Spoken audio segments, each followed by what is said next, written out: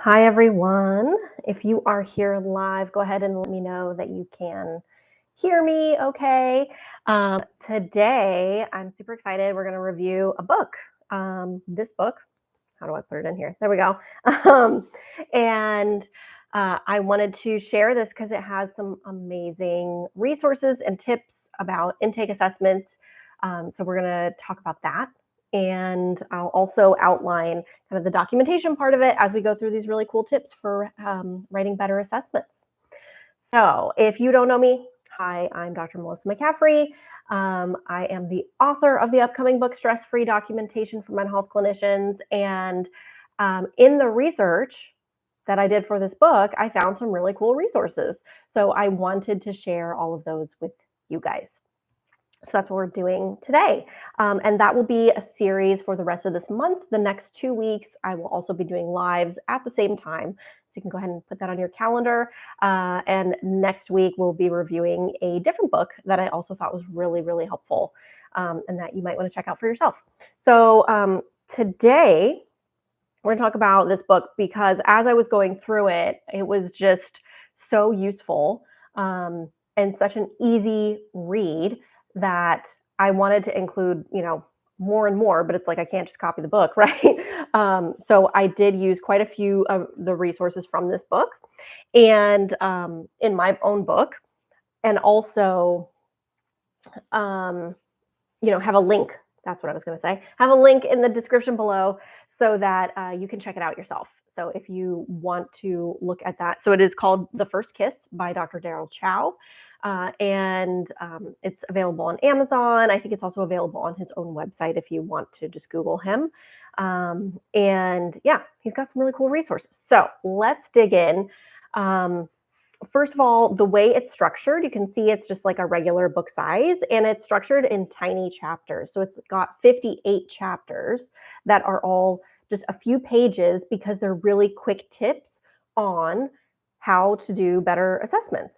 And the first that I will give you, so obviously I'm not going to break down like all 58 questions. I'm going to kind of highlight like my top 3 points from this book.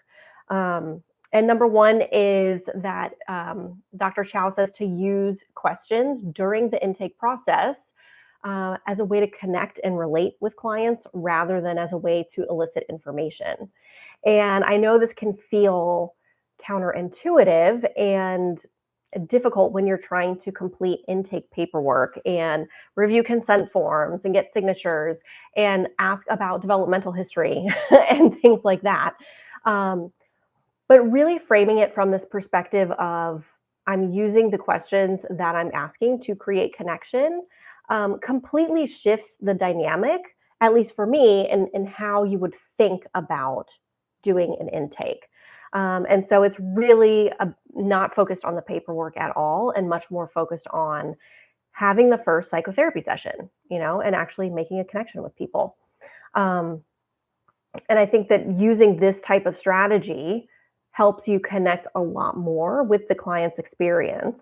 And he recommends doing things like working through feelings that they're having in the moment, and actually just kind of getting into more in-depth questions rather than moving on and keeping the topics superficial. Not superficial, but keeping the depth of the questions that you're asking more superficial and thinking, oh, we'll get to more detail later. It's more of a deep dive approach into maybe we only focus on this one topic and we dig deep into that and actually process this with the client and review it and get into all the things. Because the idea behind this is that it creates a much more connective experience, which is going to get your client to come back.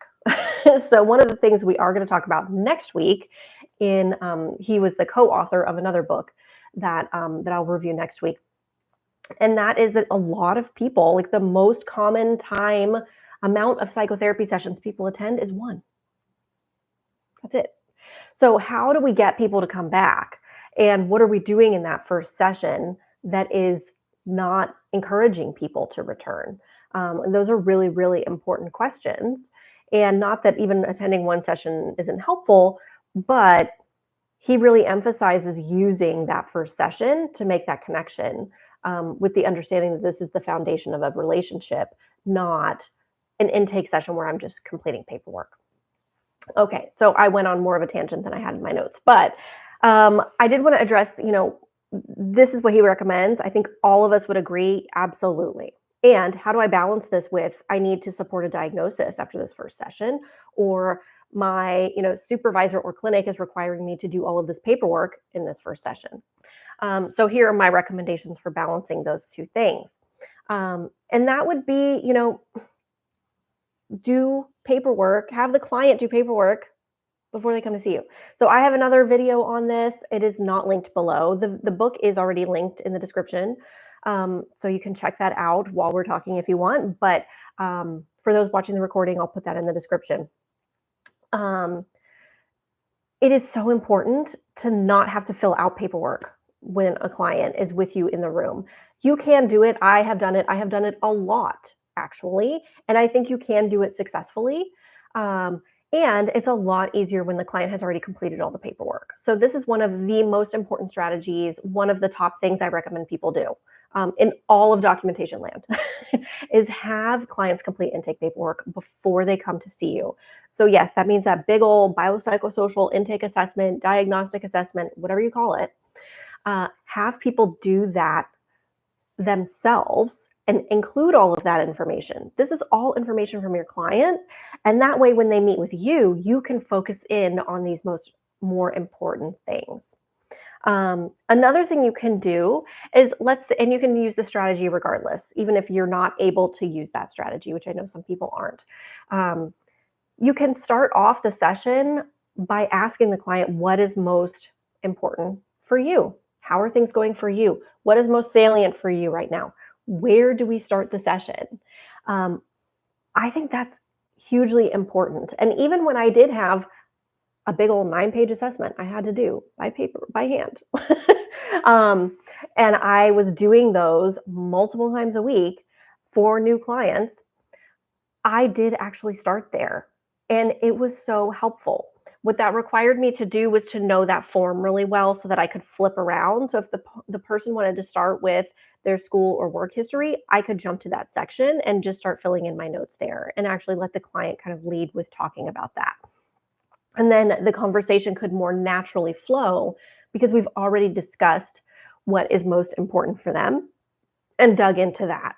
And wherever is most important for the client is where you're going to spend most of your intake or your ongoing psychotherapy anyways. So that's a really relevant topic to spend more time on. And you know what? If you don't get to the rest of it, that's fine.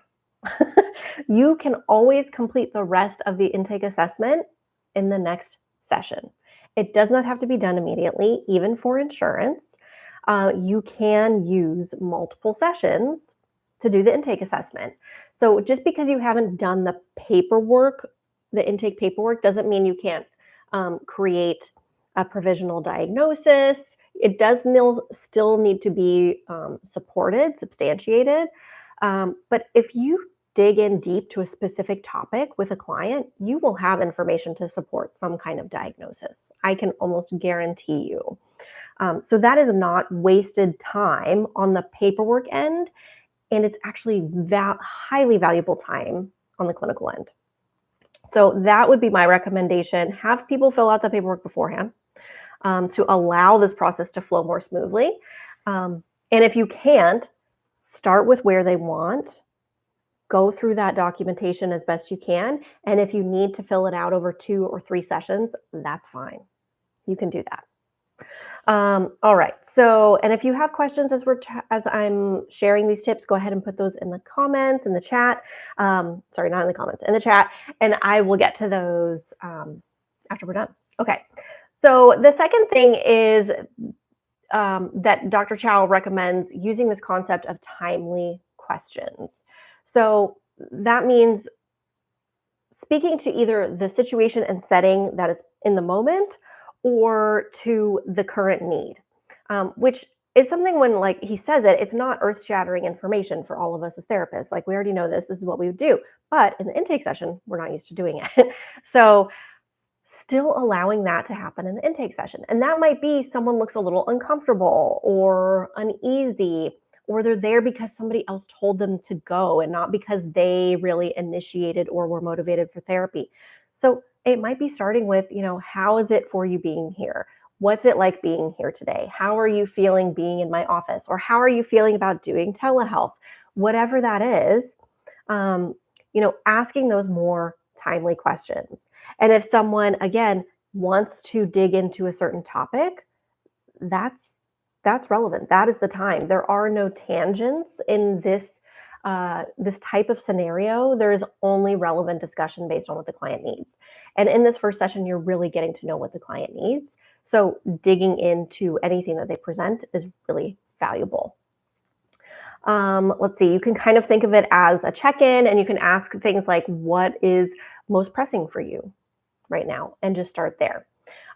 So I guarantee documentation-wise that this will help your documentation because, again, you are talking about what's relevant to them, which is most likely the thing that you're going to end up creating a treatment plan around and the thing that is going to impact the diagnosis that you give to this person.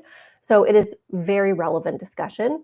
It also helps you to kind of describe all of the different symptoms, problems, how it's impacting someone's life, which is detailed information you need for treatment planning. So using this method, you may not be able to dig into creating a treatment plan right away. You may not even get an entire intake assessment done if you couldn't have clients do that beforehand, but you will have enough information, most likely for diagnosis, and I guarantee for treatment goals that you would create maybe in the next session. All right, so the last one that I have is wrapping up the intake session with getting feedback. And this is especially what we'll discuss next week is this concept of receiving feedback from clients and eliciting feedback. So this is something that really kind of establishes from the outset when you do it after the first session that your client's opinion matters, that you want to know how they felt about it. And honestly, like when it's another one of those things that makes so much sense when you say it or hear someone say it, but like, of course you would ask for feedback after the first session. You just met this person and they are going to be committing to this process of therapy with you for who knows how long, but usually it's, quite a few weeks or months or years. Why wouldn't we ask how that first session went and what was going on for them and what they might change and what they need? I mean, it makes perfect sense, right? So one of the things is, kind of eliciting that feedback with a desire to truly understand a little bit more about how they feel and about how therapy went for them and about how meeting with you went for them, and also just seeking more of what it is that they want or need. So the specific 2 questions that he recommends asking, and he says that, he used to ask these questions a little bit differently, but asking the questions in this way elicits more honest feedback because it doesn't as much trigger that need for people to be liked or the hesitancy that they might have to give you negative feedback. So that's the thing that you're trying to combat here. So he says, what should we do more of and what should we do less of? So after our session today, what should we do more of? What should we do less of? And I love the way he frames that question because it really does allow the client to give you some of the feedback about what they may not have liked, but without saying, I didn't like it when you did this. So by saying, yeah, I want to do less of this or I want to do more of this. I also really like these 2 questions because you can ask these of any client of any age, right? This is a way to get feedback from a 5-year-old because a 5-year-old will tell you this, what they want more of, what they want less of, as well as a couple, a family, an older adult, a middle-aged adult, it doesn't matter, right? Anybody in any context can easily do that. And it helps them also think about it. So for people who maybe are just going through the motions or going through the process, I think that elicits a more active response from them and that they've had to reflect on it themselves. So a bonus here is, again, that's going to help you with treatment planning because if you know more of what they want, that will help you know, oh, okay, they like more direction or less direction. So that helps me know what types of interventions to use, or what topics they would want to dive into. And it also can create the expectation of collaborative documentation. So if you are planning on doing that, we have another video on collaborative documentation. I will link to that below in the description as well. But if you plan to do some type of collaborative documentation, then this is a really good set of questions to ask as you are typing or writing down or having the client write it themselves. These are great questions to end every session with. So those are my top 3 favorite things from this book, The First Kiss. And it's The First Kiss, Undoing the Intake Model and Igniting the First Sessions in Psychotherapy, by Dr. Daryl Chow. And hugely helpful. And I think the biggest takeaway for me from the entire book and from the points that I've given you here is that you're using the intake process. It doesn't mean you don't ask questions or elicit information, but you're using the intake process to create connection. And I think that's something that I have also mentioned in trainings, but not in the same way. And the way he does it is a lot more poetic than how I have. So I wanted to share that information. I highly recommend the book. There is an Amazon link in the description. It is an affiliate link, so I do get a slight cut, but that is not taken from Dr. Daryl Chow. It is taken from Amazon. So I will get a little kickback there from Amazon if you use that link. You can also just search it if you want to. So I would highly recommend checking out the book. And if you're interested in my book, my upcoming book, Stress-Free Documentation for Mental Health Clinicians, then the link is also in the description below for that book. And it will be coming out in October of this year, 2024. And hopefully we'll have that available for pre-sale mid-September. So you will definitely hear about that. Like I mentioned, the next couple weeks, we will be reviewing some more resources that I collected while doing research for the book. Tons of helpful information that I just want to share with you guys separately, because I can't dedicate, a whole chapter to somebody else's book, but I can do a YouTube video. So we'll be doing that. All right, so let's go through any questions you have about this intake process, and just better intakes in general. You are welcome to use the chat. You do have to be a subscriber to use the chat so that we don't get bots and weird comments in the chat there. So go ahead and put your question in there. And we did have one question which says, do you always include a clinical formulation in your assessments? And I would say yes. The point of the assessment is to create a clinical formulation. It doesn't have to be in that specific document itself. So in this process that I recommend of kind of having the client do a lot of the paperwork ahead of time, then that's more historical, factual data. And then, and symptoms and problems and things like that. And then in the intake interview, the intake assessment session, you are getting more specific, and ideally getting more information about how things are impacting them, how they're feeling negatively impacted. And that helps create your clinical formulation, which is just your justification for any diagnosis. If you are making a diagnosis, which you don't have to if you're not working with insurance. And so even if you're not working with insurance, you would want to create some type of clinical formulation as far as what are the problems that you'll be focusing on and thinking of it in that way. And that could be a separate document. So it could be and what I have in my templates is that it's in the intake progress note. So the intake progress note is simply a progress note for that session, saying this session happened, here's what we did in the session. And that intake progress note is a little bit different because it does cover other things you review in intakes. And the clinical formulation would be one.